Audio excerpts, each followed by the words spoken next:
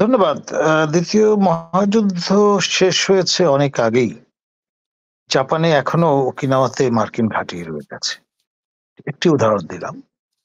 শুধু জাপানে না, বাংলাদেশের জার্মানিতে সব জায়গায় কোথাও থেকে তারা একটি অবশ্যই ঘাঁটিও সরায়নি। জাস্ট আমি একটা উদাহরণ দিলাম। বাংলাদেশের ক্ষেত্রে যেটি হয়েছিল, পৃথিবীর সবচেয়ে বড় মুসলিম মেজরিটি দেশ ইন্দোনেশিয়া শর্ত সাপেক্ষে বাংলাদেশকে স্বীকৃতি দিয়েছিল।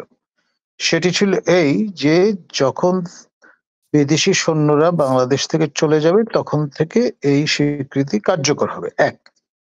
আর যেদিন থেকে বিজয় দিবস অর্থাৎ ইস্ট পাকিস্তানের পতন হলো, বাংলাদেশের অভ্যুদয় ঘটলো ডিফ্যাক্টো সেন্স অফ দ্য টার্মে, সেই দিন থেকে জুলফিকার আলী ভুট্টো বাংলার যে নাম দিয়েছিলেন বাংলাদেশের মুসলিম বাংলা।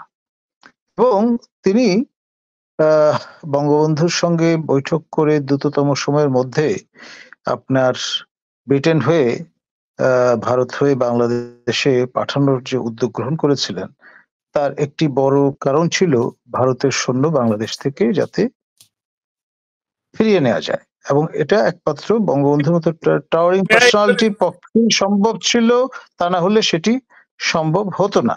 সেই জন্যই মানে জন্মদিনের উপহার হিসেবে শ্রীমতী ইন্দিরা গান্ধী সেই ঘোষণাটি দিয়েছিলেন। আমি যেটা বলছিলাম, মানে পূর্ণাঙ্গ পিকচার যেটা, সেটা হচ্ছে আমি বলেছি যে ইন্দোনেশিয়া শর্ত সাপেক্ষে আমাদের স্বীকৃতি প্রদানের ঘোষণা দিয়েছিল।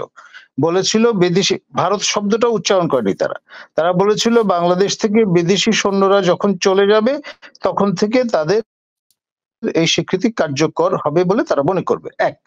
দ্বিতীয়ত, বাংলাদেশ যখন স্বাধীন হয়ে গেল তখন থেকে জুলফিকার আলী ভুট্টো, পরবর্তীতে যিনি সরকার প্রধান হয়েছিলেন পাকিস্তানের, তিনি বলা শুরু করলেন, একটা কয়েনেজ ব্যবহার করা শুরু করলেন যে বাংলাদেশকে তিনি ইস্ট পাকিস্তান আর বলতে চাইলেন না, তিনি বললেন এটা মুসলিম বাংলা। দেখুন তার কয়েনেজ, আমি কোটিং জুলফিকার আলী ভুট্টো। এবং তিনি এক ধরনের পলিটিক্যাল কলিগ এবং বন্ধু ছিলেন বঙ্গবন্ধুর, এতে কোনো সন্দেহ নেই। এবং তাকে মুক্তি দিয়ে আপনার ব্রিটেন হয়ে বাংলাদেশ, ভারত হয়ে যখন বাংলাদেশে বঙ্গবন্ধু আসলেন, তখন তিনি ইন্দিরা গান্ধীর সঙ্গে যে বৈঠক হয়েছিল বা মোলাকাত হয়েছিল, সেখানে তিনি এই অভিপ্রায়টা ব্যক্ত করেছিলেন যে আপনার দেশের সৈন্যরা কবে ফিরে যাবে বা জানতে চেয়েছিলেন। এবং শ্রীমতী ইন্দিরা গান্ধী খুব প্রত্যন্নমতিত্বের সঙ্গে বলেছিলেন যে ঠিক আছে, আপনার জন্মদিন যেদিন সেদিন থেকে এই প্রত্যাবাসন শুরু হবে। আমি কিন্তু এই স্টেটমেন্টটাই বলেছিলাম, অন্য কিছু কিন্তু বলি। আপনি যে অংশটা বলেছেন, I agree with that, Shimla চুক্তির সঙ্গে এটার একটা সম্পর্ক আছে। এবং এই যে পাকিস্তানের যারা ওয়ার ক্রাইম করেছিল সৈন্যরা, তাদের বিচারের সম্মুখীন হতে হতো যদি না তারা এই আন্ডারস্ট্যান্ডিং এ আসতেন।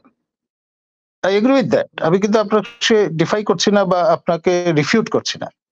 বিষয়টা হচ্ছে পূর্ণাঙ্গ পিকচারটা হচ্ছে এরকম। আমার যে বক্তব্য আপনার যে বক্তব্য, দুটো অংশ মেলালে পূর্ণাঙ্গ পিকচারটা পাওয়া যায়, এইটুকুই।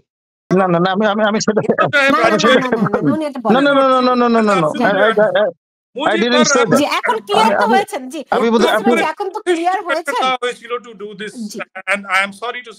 মানে আমি যা বলিনি সেটা আপনি মনে করবেন কেন? শ্রেয় দেওয়া উচিত না। ইউএসএসআর যদি সেই প্রেসারটা না দিত তাহলে হতো না। Let us be very fair about it. 1971-এর যুদ্ধের আগে আমরা যদি ইউএসএসআর এর সঙ্গে চুক্তি না করতাম এবং সেই চুক্তির দৌরান আমেরিকা যে 7th ফ্লিট পাঠিয়েছিল তাকে নেগেট করেছিল, ইউএসএসআর এর যে সাবমেরিন ফোর্সেস সেগুলো যদি না হতো তাহলে হতো না। USSR was the only country whose forces remained in Bangladesh even after the Indian forces had been removed. সেটা আপনারা জানেন কি জানেন না আমি জানি। আমাদের মাইনস্ট্রিপিং এর জন্য মার্শাল জুঙ্কোর নেতৃত্বে চট্টগ্রামে তারা অবস্থান করছিলেন। ইয়েস, তারা চট্টগ্রামের আপনাদের পোর্টকে মাইন ফ্রি করা, এবং বেশ কিছু সোভিয়েত নাবিক তারা জীবন দিয়েছেন আমাদের এই মাইনস্ট্রিপিং করতে গিয়ে।